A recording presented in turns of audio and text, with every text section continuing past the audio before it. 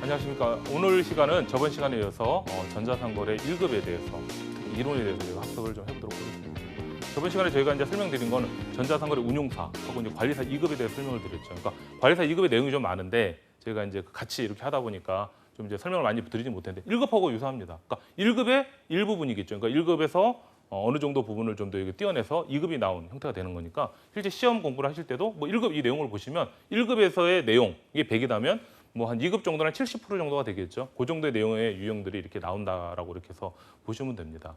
그래서 이제 전자상거래 1급에 대해서 이제 지금 이론 부분만 좀 살펴보고 있으실 텐데요. 그럼 전자상거래 관리사 1급의 직무는 무엇이냐라고 하는 겁니다. 여기 직무는 나와 있지만 고객의 요구를 분석하여 전자상거래를 기획하거나 전자상거래 정책을 수립하는 겁니다. 그래서 이에 수반하는 각종 인프라를 이렇게 해서 우리가 설계를 하고 이후 어떻게 돼 있어요? 구축 및 운영하고 있는 업무를 분석하고 평가를 수행하는 직무 이 자체가 전자상거래 관리사 1급의 직무라고 하는 겁니다.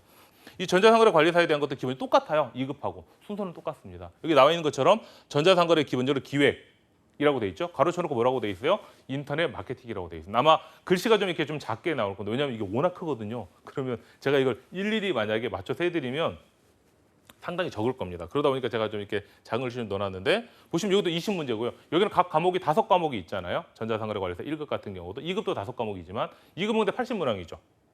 기획하고 법이 10문항이다 보니까 그렇지만 전자상거래 여기 나와 있는 그 1급 같은 경우는요. 모든 과목이 다 20문항으로 통일이 되어 있습니다. 저희가 이제 그 부분을 통일을 좀 시켜놓은 부분이 있고요.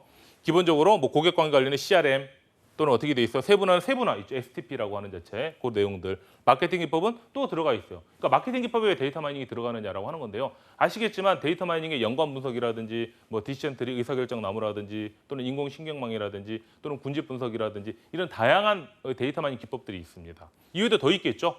뭐 MDS라든지 다양한 어떤 것들이 있거든요. 그런 기법들에 대한 것들이 있기 때문에 이 데이터 마이닝이 나와 있습니다. 기업 전략에 대한 부분도 마찬가지. 인터넷 뭐 신상품 또는 신상품이라고 돼 있지만 신서비스도 상품이 들어가잖아요. 상품이 서비스. 그런 내용들도 있고 시장성 검토 되게 복잡하죠. 보시면 2급하고 1급의 차를 보시게 되면 2급 이따 한번 비교해 보세요. 그러니까 굳이 그 방송 화면으로 비교해 보시지 마시고 그 제가 말씀드린 대한성공회에서 자격평가 사업단 홈페이지 들어가 보시면 그 다운받을 수 있습니다. 관리사 2급, 1급에서 쭉 해서 그러니까 하나로 되어 있거든요. 관리사 2급, 1급이 같이 있습니다. 한번 프린트해서 비교를 한번 해보세요. 차이가 확 납니다. 그러니까 1급 자체 같은 경우 난이도가 상당히 높죠. 그래서 기존의 2급에서는 운용사보다는 조금 어려운 부분을 물어보긴 하지만 그래도 완전 어렵지는 않거든요. 근데 1급 같은 경우는 2급보다는 조금 어려운 그런 부분들이 있습니다. 그래서 물론 공부를 같이 하셔서 같이 취득하셔도 좋긴 하겠지만 그렇게 어려운 부분들이 있다라고 하는 겁니다. 포지셔닝 전략 수립하는 것도 있고 사이트 정책 수립하는 것들, 마케팅 관리. 그다음에 인터넷 광고 전략, PR이라든지 이런 내용들까지도 기본적으로 있죠. 이 부분들은 뭐 제가 설명 안 드려도 2급에도 있던 내용들이긴 하죠. 그렇지만 거기보다는 약간 조금 더 구체적으로 왜냐하면 1급이다 보니까 구체적으로 이런 세부 분류들이 이렇게 나와 있다라고 보시면 됩니다. 또한 전자상거래 기획 같은 경우는 아까는 2급에서는 10문제였죠. 1급에서는 20문제입니다. 그러니까 어떻게 돼요? 10문제니까 거기 안에 주어진 거에서 딱 10문제 정도만 출제를 하면 되겠죠. 그러니까 내용 자체도 2급이다 보니까 1급보다는 좀 쉽게 출제가 되는 경향이 있지만 1급 같은 경우는 상당히 복잡합니다. 보시는 것처럼 예를 들면 전자상거래 전략 수립 및 컨셉화를 시키는 게 16문제입니다. 여기서만. 그러면 전자상거래 사업 전략 수립이 8문제, 컨셉 도출이 8개예요. 근데 요즘 이거 많이 쓰이지 않는 용어들도 있습니다. 뭐 비즈니스적 컨셉화, 시스템적 컨셉화, 물론 비즈니스 분석, 모델 설계 이거는 되죠. 콘텐츠 디자인, 디자인적 컨셉화 이런 내용들. 그러니까 이런 내용들을 다 담고 있는 교재들은 실제는 없습니다. 그러다 보니까 저희가 최신의 교재들을 좀 보시고 몇 개 선정을 해서 하나의 교재는 이제 완전히 그 내용을 전반적으로 봐야 되잖아요. 그러니까 예를 들면 전자상거래 기본적인 뭐 이해 그리고 저희가 뭐 소비자 전자상거래냐 이런 식으로 해서 전반적인 그 상거래에 대한 내용들 책이 쭉 있죠. 그래서 마케팅, 뭐 이마케팅, 그다음에 예를 들면 최근에 뭐 나오는 그런 기법들에 대한 것들이 있는 것들, 쇼핑몰 기획에 대한 것들이라든지, 그리고 뭐 전자지불에 대한 거라든지, 전략이라든지 이런 것들 있죠. 최근에 좀 이슈가 되고 있는 게 이제 빅데이터와 관련된 것들도 있죠. IoT, 그다음에 인공지능에 관련된 것들, 이런 것들, 뭐 스마트에 관련된 상거래에 관련된 것들. 그러니까 이런 교재들이 있는 것들을 그러니까 쭉 보시면 한두 개 정도 보일 겁니다. 제가 보는 것처럼 뭐. 그래서 그런 교재들을 보시면 그 내용 중에서 괜찮은 거 하나 정도는 이제 메인으로 생각하시고 그 교재는 꼭 내가 정독을 한번 해봐야 되겠구나 이렇게 생각하셔서 보시면 되고 그 다음에 어떻게 돼요? 그 교재를 토대로 하셔서 그 외의 교재들 있죠. 필요한 것들은 약간 이제 뭐 인터넷 검색을 좀 해보신다든지 도서관에서 빌려셔서 필요한 부분을 이렇게 학습을 해 보시면 되는 그런 내용들입니다. 그래서 내용도 좀 어려워요. 보시면 아시죠. 또 여기 보시면 전자상거래 국내의 동향 떡하니 들어가 있죠. 최근 추가된 거고 전자상거래 관련 규정 및 권고사항 이런 것들이 있습니다. 아니 이것까지 우리가 어떻게 알아야 돼? 근데 왜 1급일까요? 1급에 들어가 있을까요? 그리고 왜 전자상거래 관리사 이런 것까지 우리가 권고사항까지 우리가 왜 알아야 돼? 근데 자격증을 준비하실 때 잘 하셔야 될 게 이거 소비자는 구매자 입장이 아닙니다. 제가 첫 시간에도 말씀드렸죠. 뭐요? 판매자. 내가 쇼핑몰을 운영하고 만약에 판매를 하고 있다고 한다면 이걸 잘 해야 되는 겁니다. 이게 상당히 중요하죠. 이 권고사항을 지키지 않는다. 예를 들면 7일 이내에 무조건 반품을 해줘야 돼요. 안 하면 안 됩니다. 물론 이제 사용을 하면 안 되죠. 택을 뜯지 않거나 사용을 하지 않았을 경우 한 번 신호보고 딱 봤는데 만약 뭐 취소가 안 맞다든지 문제가 생겼다고 한다면 당연히 반품이 가능합니다. 단순 변심도 가능합니다. 7일 이내는 무조건 가능하게 법적으로 규정이 되어 있죠. 그다음에 사용하다가 만약에 물건이 문제가 생기게 돼요. 최근에도 그게 있었잖아요. 이런 것들 제대로 지키지 않는 거거든요. 제가 어느 쇼핑몰이라고 말씀드리지 않고 되게 이슈가 됐습니다. 인스타그램을 통해 가지고 이슈가 돼가지고 현재까지 좀 이슈가 되고 서로 뭐 고소고발을 하겠다라든지 뭐 이렇게 해서 좀 나와 있는데 문제는 바로 뭐냐면 판매자가 이런 내용들을 잘 알고 적절하게 대응을 했어야 되죠. 소비자들한테. 과거에는 아시겠지만 이런 문제가 생기게 되면 안 했습니다. 근데 최근에는 어떻게 하게 돼요?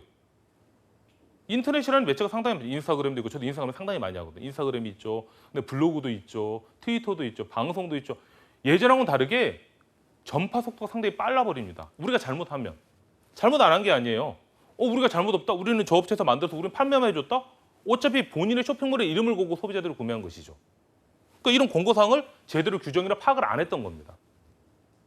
그러니까 결국은 제가 봤을 때는 이런 쇼핑몰이나 이런 것들을 운영할 때 기본적으로 만약에 이제 물론 이제 규제가 될 수 있는 부분이 돼서 이제 4차 산업혁명의 규제는 안 되잖아요. 그러다 보니까 그렇지만 원래 이런 것들은 어느 정도는 이제 이수를 좀 하거나 자기 있다고 한다면 이런 내용을 분명히 배웠다면 아셨을 거 아니에요. 그러니까 단순하게 쇼핑몰을 운영하다 보면 그냥 그러니까 정식적으로 공부를 해서 쇼핑몰을 운영하시는 분들 계시긴 하겠지만 그렇지 않는 부분도 상당히 개인 쇼핑몰들 같은 경우는 그러다 보니까 규모가 커지게 되고 그러니까 감당하지 못해요. 처음엔 열심히 합니다. 누구나. 다 고객들의 요구도 들어주게 되고 합니다. 그렇지만 규모가 커지게 되니까 이제 그런 것들은 이제 무시하게 되는 경향도 있고. 그러다 이번에 문제가 생겼잖아요. 왜? 이런 부분을 제대로 하지 않으니까. 그러니까 여기서 이런 것들을 체크하는 겁니다. 물론 시험이지만.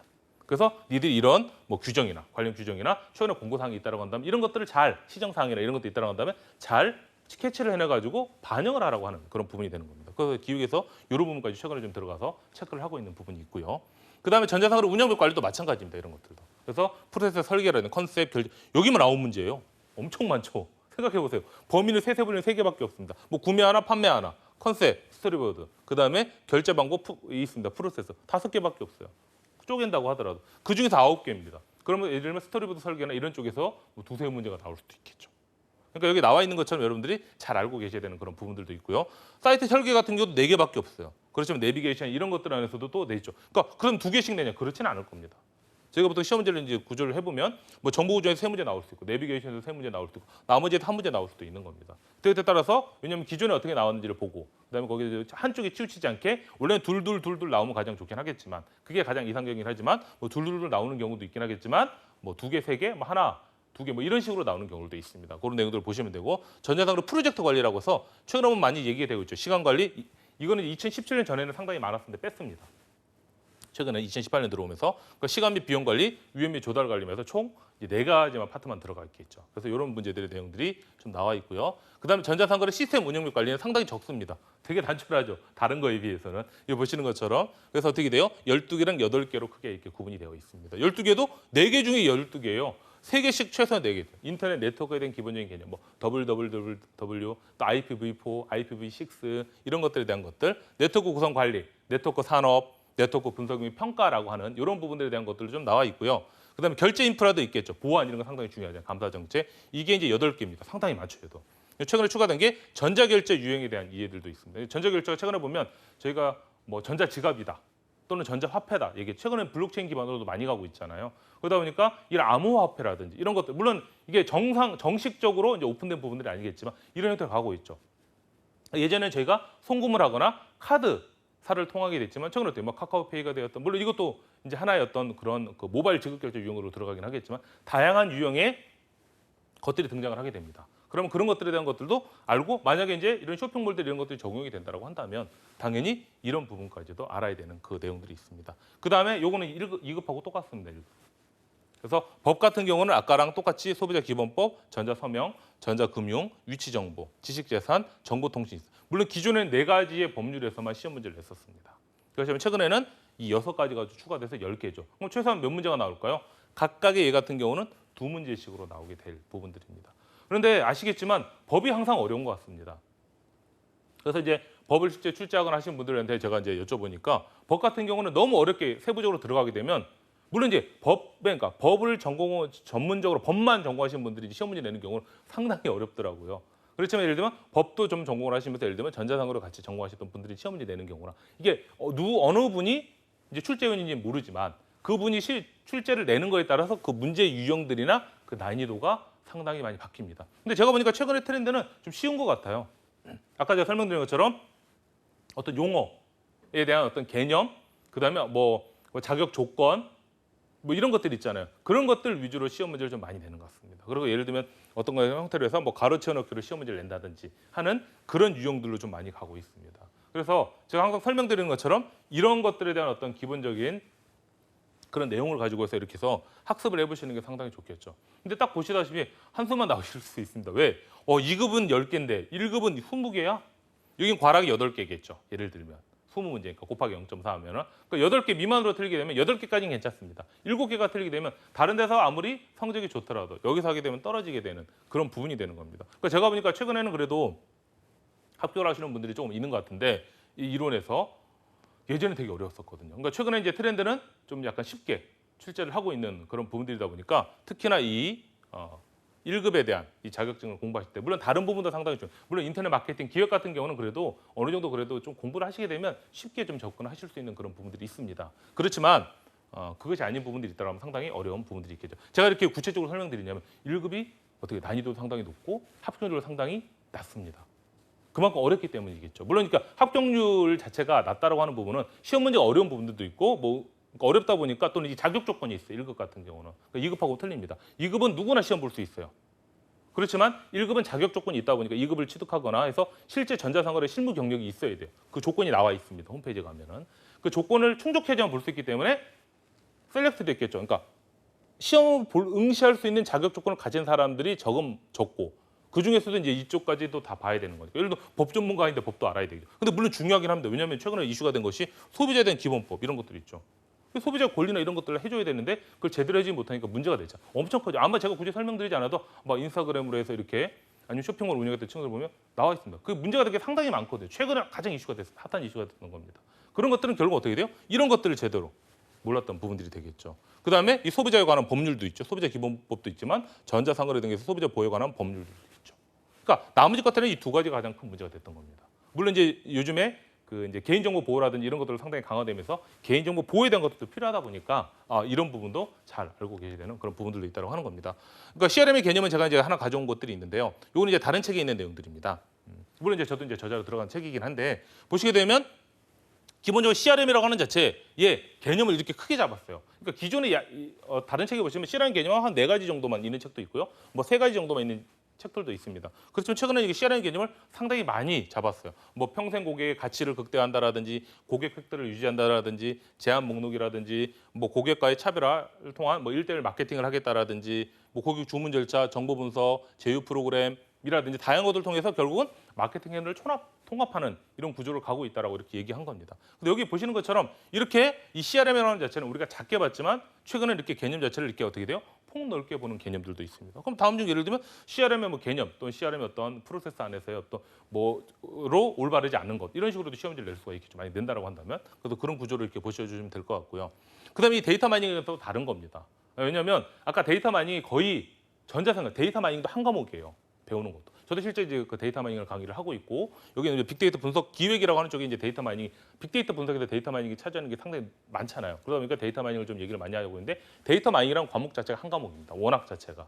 그러니까 데이터 마이닝 안에도 최근에 이제 어떻게 돼요? 세부로 좀 떨어져 나와서 비정형 데이터 마이닝이라고 하는 부분들도 있습니다.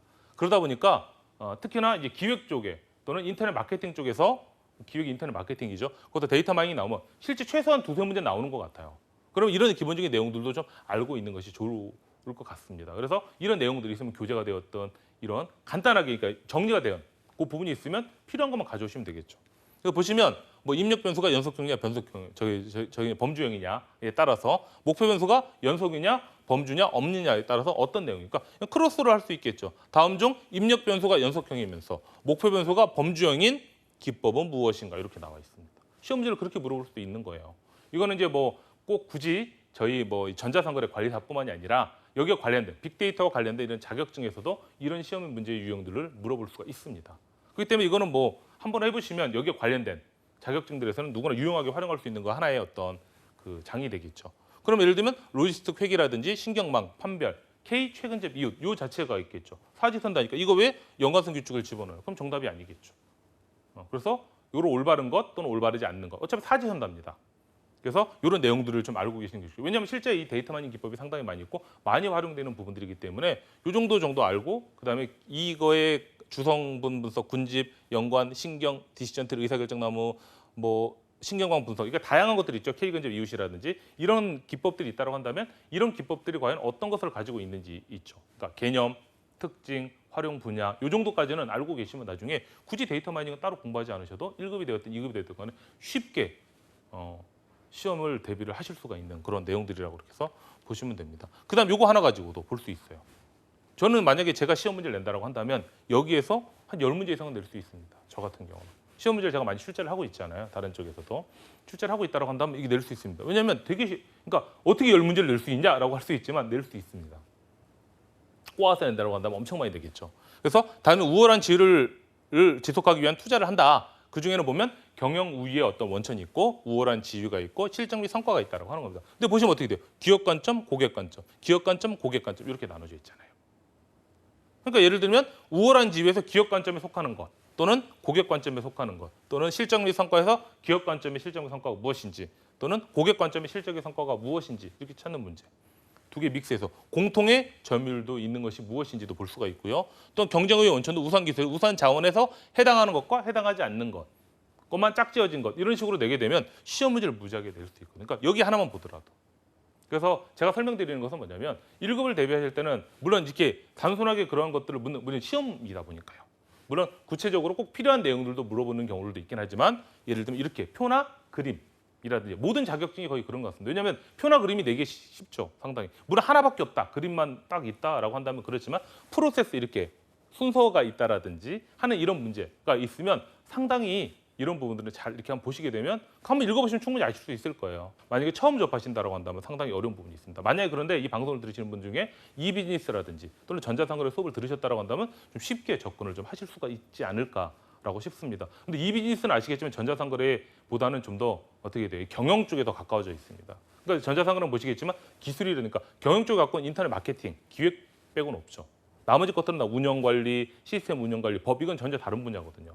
그러니까 이비즈니스를 배웠다고 하시면 전자상거래라고 하는 그러니까 제가 말씀드린 건 이비즈니스 교재 자체도 괜찮긴 한데 전자상거래를 다 포괄할 수는 없거든요. 그러다 보니까 전자상거래에 관련된 그 최신의 몇 개 있어요. 몇 군데 나온 거. 그래서 그런 교재들을 그래서 제가 보면 그러니까 이렇게 말씀드릴 수는 없습니다. 한 두세 개 정도가 있습니다. 그래서 그런 교재를 가지고 해서 한번 공부를 해보시면 쉽게 이렇게 이런 내용들도 그 책에 다 나오고요. 그래서 접근을 하실 수 있는 그 부분이라고 이해를 하시면 될 것 같습니다. 그래서 이제 구체적인 내용을 한번 볼까요? 1과목 같은 경우는 이렇게 총 5과목까지 있는데 1과목은 2급보다는 좀 더 길어요. 시험 문제도 길고 물론 단답형을 요구하는 경우도 있죠. 문제 자체가 제가 이제 지금 이거는 최근에 기출 문제를 가져온 겁니다. 최신의 기출 문제를 가져온 건데요. 고객 중심의 사이트를 운영하는 방법 중에서 단골 고객 확보를 통한 쇼핑몰의 기여점으로 가장 거리가 먼 것. 가장 거리가 먼다는 얘기는 단골 고객 확보를 통한 쇼핑몰의 어떤 기여점이 아닌 거 찾는 거겠죠. 가장 거리가 먼 것을 얘기하는 겁니다. 매출 높여준다, 후원자 역할을 해준다, 입소문을 내준다, 모니터링에 지원하는 역할을 한다라고 하는 겁니다. 그러니까 단골 고객이 우리 쇼핑몰에 어떤 기여를 하느냐 딱 보면 다 유사한 것 같긴 합니다. 그렇지만 정답은 몇 번이에요? 4번이 된 겁니다. 왜냐하면 경쟁 쇼핑몰을 모니터링하거나 지원하는 역할은 아니죠. 모니터링은 할 수 있습니다. 그걸 모니터링한데 이제 그 사이트 가서 야 이게 뭐 있네라고 보고 알려주는 거잖아요. 그거를 하지 않는다라는 거죠. 여기 보시는 것처럼 그건 아닙니다. 그러니까 경쟁 쇼핑몰을 가서 방문을 해볼 수는 있겠죠. 여긴 이거 파는데 너희는 안 파냐? 이거는 물어볼 수 있죠. 얘는 이거 할인했는데 너희는 할인 안 하냐? 이런 건 물어볼 수 있지만 경쟁 업체가 쇼핑몰에 무엇을 하고 있는지 모니터링 해가지고 일일이 보고하지는 않는다는 겁니다. 단골 고객들이. 그러니까 나머지 것들은 다 하고 있는 그런 내용이라고 이렇게 보시면 되고요. 또한 다음 글 상자에 설명하는 용어 이런 것들 있죠. 뭐 사용자의 경험이나 편견을 배제하고 전적으로 데이터에 기반해서 지식과 패턴을 추출한다. 이것만 딱 봐도 저는 답이 보입니다. 이미. 근데 이제 모르시는 분들도 있긴 하겠죠. 그래서 영역 전문가 감각을 부를 수 있는 지식과 패턴을 찾아낸다. 이 패턴이라는 용어가 보통 나오면 경향, 패턴, 추세 이런 것들이 나오면 거의 다 정답은 데이터 마이닝입니다. 거의 다. 기초 통계론은 할 수가 없는 거죠. 보시면 비즈니스 인텔리전스, BI를 얘기하는 거겠죠. 올랩, 그러니까 OLTP를 얘기하는 건데요. 전혀 틀린 답이죠. 그래서 가장 올바른 것은 바로 데이터 마이닝이다라고 보시면 됩니다. 물론 데이터 마이닝에 대한 개념들이나 이런 것들을 물어볼 수 있긴 하겠지만 특히 최근에 나온 기출 문제입니다. 아시겠지만 데이터 마이닝 기법들도 많이 있다라고 했잖아요. 그리고 기법의 세부적인 특징, 개념 이런 것들도 묻는 문제들이 많이 출제가 된다라고 보시면 됩니다. 그리고 이제 이 과목은 이제 전자상거래 운영 및 관리라고 하는 부분들이 있습니다. 이것도 좀 어려운 부분인데 다음 중 판매 분석 방법의 하나인 POS, 포인트 오브 세일즈를 얘기합니다. 이거 아시겠지만 이 전자상거래 쪽에서는 세부적으로 가로를 다 쳐주지 않습니다. 왜냐하면 전자상거래를 쇼핑몰을 운영하거나 관리를 하는 입장이라고 한다면 기본적으로 가장 많이 쓰는데 이거는 굳이 전자상거래 쪽에 이제 POS는 마케팅이나 이런 쪽에서 많이 쓰이는 용어들이잖아요.